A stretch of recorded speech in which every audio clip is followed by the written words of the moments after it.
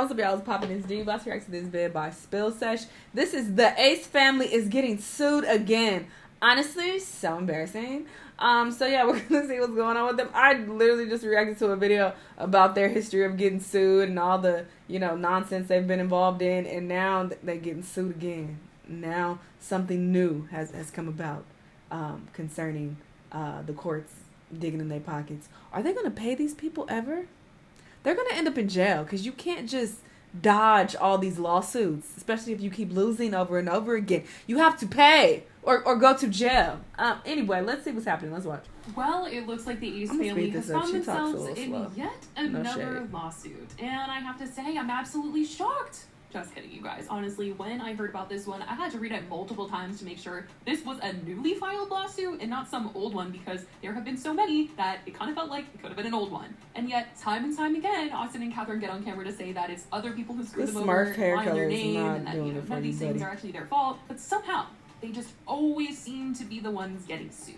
I honestly don't understand why they keep letting things like this happen. It truly must be costing them so much money, because I know lawsuits are not cheap. And not only just money-wise, this has cost them their reputations. They were once ridiculously popular, and not for any scams or lawsuit reasonings. People genuinely liked them. And I mean, some people still do like them, but I mean, over the years, things have definitely changed. And with all of these cases of them doing things, people have really grown tired of their actions. So this new lawsuit, it is a new one. It was filed last week on the 18th for contractual fraud. Wow, I mean, yikes. This is literally the third time Austin has been sued over contractual fraud, and it looks to be the sixth time something has been filed against him in the last year. And he's not alone in this. Don't you worry, you guys. He's got a partner in crime here, because his dad is also being sued by the same person this time, and the person that is suing them is Ted Foxman. So Ted was an investor in Austin's most recent fight. Well, he was supposed to be, where Austin was fighting Gibb. This was the fight that hardly sold tickets, and also there were still a lot of people talking about the previous fight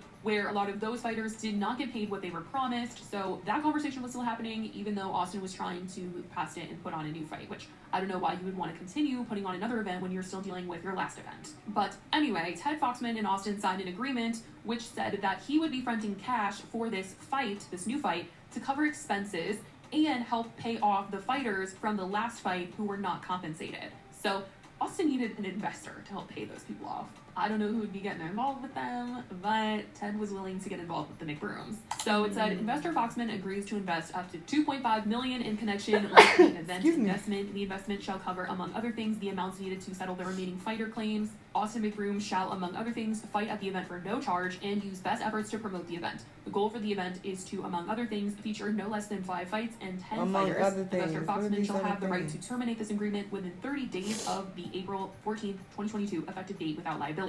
So in their initial agreement, it said that Ted had 30 days to change his mind about that, and change his mind he did, but we'll get into it. So the remaining fighter claims that were left to pay from the first fight that Austin did against Bryce Hall, where he overpromised and they did not make as much money as he thought he did, and it was nearly impossible to pay people back. And these were the amounts that they were promised versus what they actually got in the end. I mean, you can see the settlement amount: $200,000, $100,000, $80,000, $60,000, $49,500. I mean, yikes. So in total, he still had nearly $500,000 left to pay people. After him and Ted finalized the agreement, Ted was going to send over $49,500 to Austin and his dad, because Austin and his dad were both part of this agreement. He later texted Austin's dad saying, if you guys decide to go with another investor, I'm going to get this back, right? Like, we're reimbursing it. You're aware of that, because that is what we signed on. And his dad was like, yes, like, you will be reimbursed. Well, that did not go as planned, because later Ted didn't like how things were looking and the direction that Austin and his dad were taking in all of this. So after wiring that money, he decided to back out,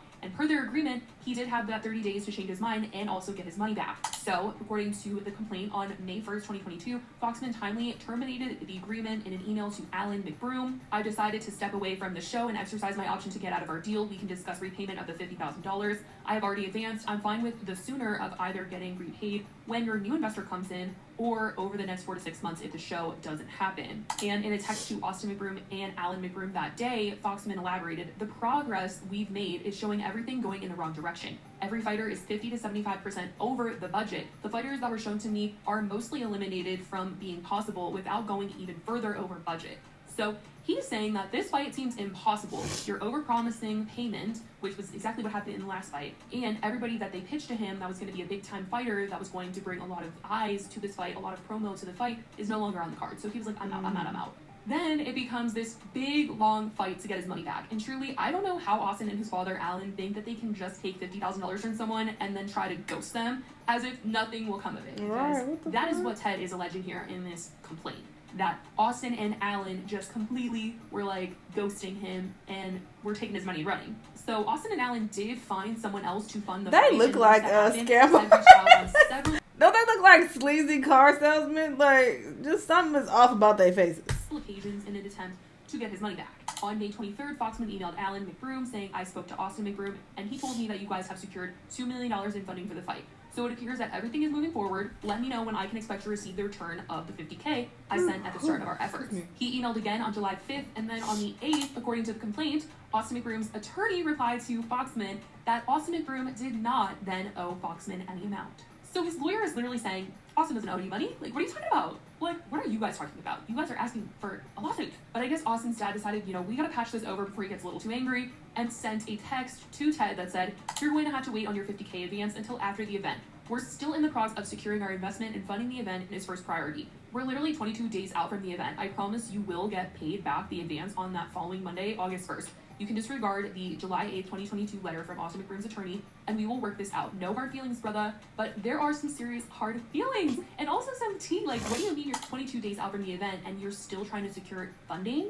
Like, this whole thing is messy. Messy.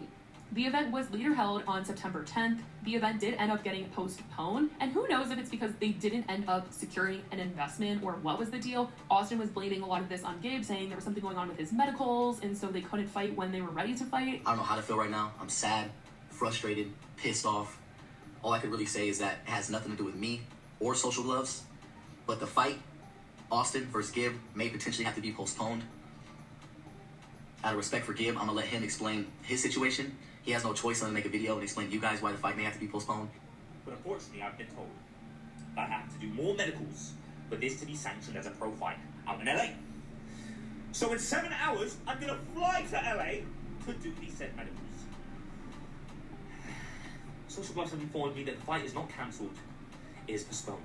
The whole thing was just so strange. Now kind of has me thinking that has to do with all of this, but I don't know. Anyway, the event was held in September on the 10th, and following the event, Ted still hadn't heard back about getting his money back. And after several attempts of reaching out between the fight and now, nobody has responded to him. They've completely stopped responding. Not Austin, not his dad, not Austin's legal team. And so Ted had no other choice but to take legal action to get their attention. In the complaint, he also shares reasons why he backed out. He said they were overpromising payments to fighters, and the original fighters that he was pitched were not on the card anymore. And in the complaint, it actually showed what Austin had pitched to him. And it was Austin versus Gibb, Nick Young versus Levon Bell, Blueface versus John Gabbana, Bryce Hall versus Alex Wasabi or Fuzi, DDG versus Tootsie. And this was how much everybody was going to get paid. The complaint also said that Foxman learned that Austin McBroom's list was bogus, and most of the individuals included in the list did not agree to do the event, and none for the amount Austin McBroom represented. Wow. Alan McBroom tried to explain away the falsehood, saying those were just preliminary numbers. So it sounds like Ted is accusing Austin and his dad of making false estimates to him or false promises to these fighters, but either way, he wanted out of the deal when this was started.